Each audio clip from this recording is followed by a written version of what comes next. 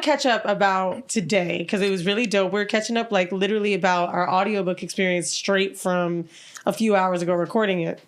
So a few weeks ago, you were saying to me, this is hella emotional. Like, this is your experience.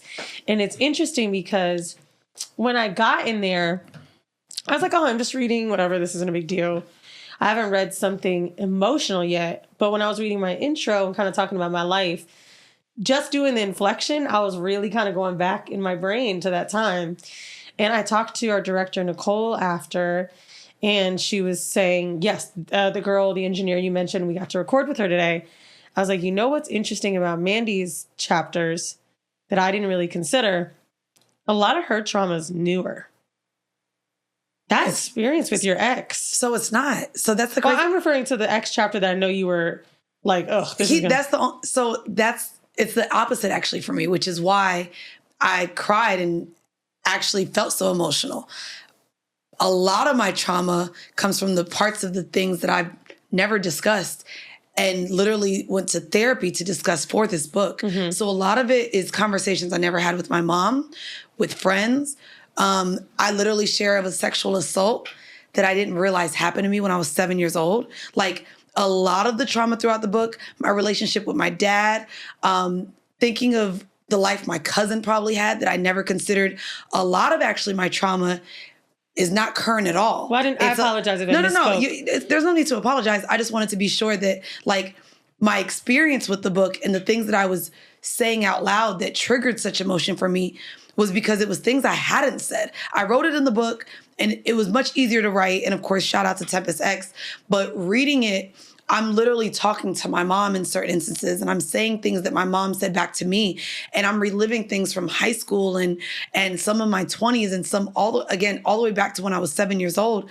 Things that I had never addressed because I forgot that little girl. I forgot that teenager. I forgot that woman in my 20s. So yeah, I mean, and we did just the introductions and our dual things. So I don't want to go too far into the full book experience because you haven't got to do it yet. But yeah. I was trying to reference the conversation I had with her, and this was her sentiments as well. And I guess it's because the main thing we were talking about was the sexual assault. The sexual assault, that was, within a few years is new to me.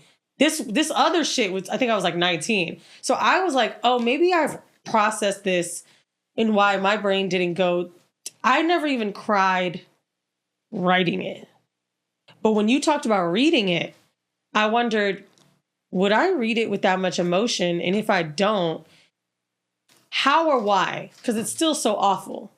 One is a rape, one's an assault on a train. Then you talk about a different story from young. I talk about 3 different assaults. Yeah. You talk about different moments. And I'm like, okay, why would it? And a lot of people, when they read that rape chapter, think it's so brutal. But for some reason, I'm not having that reaction. And I think it's all about compartmentalizing trauma. Like how we sit it all the way back there.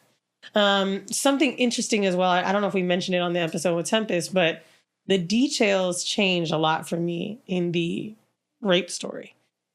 Continuously. Not change like they get different, but I start remembering new things. Every time I talk about it, now suddenly, not even joking with you, I remember what his t-shirt was. Isn't that weird? Yeah. Suddenly I remember the color of the t-shirt. I remember all this shit I never remembered. And it makes me think of when victims are recounting stories and they're called liars. So when I talked about this with my partner and he's like, you never told me this part when he was reading it. I was like, oh my God, now I feel like, and I was getting insecure. Are people going to think this story's fake? But it's because... Why? They don't know all the details that are or aren't there. Why would they think it's fake? Not that people... I shared that chapter with about 5 friends who have had an assault. Not friends. And I'm like, oh, if it changed when I mentioned the story. Some people know the story. Sade was one of my friends at the time. And she was like, I didn't even know this part. So I just keep thinking like, damn, this must be a woman's experience through verbal, physical, and sexual abuse. You genuinely don't remember shit until it starts popping and popping. There's a lot of hypnosis shit that I'm getting into currently for my fear of intravenous needles. Can't have a baby without doing blood checks up and shit like that. I'm not pregnant. I'm on birth control. If I have one more whore hype fan ask me if I gain weight and if I'm fucking pregnant. But the birth control, I'm like, well, eventually this got to go. And when it does go, I'm probably going to get pregnant real quick. So how do you prep your body for this? In hypnosis, what's scary is we go back to the moment why I'm scared of needles. Some of the time around why I'm scared of needles is the age. And even though you have all these tattoos? It's intravenous. What is intravenous? It means that the blue, not like it has to be tied around your arm, like blood drawn. So needles don't scare me. A nose piercing is fine, a tattoo, anything. It is blood drawn. I told you why.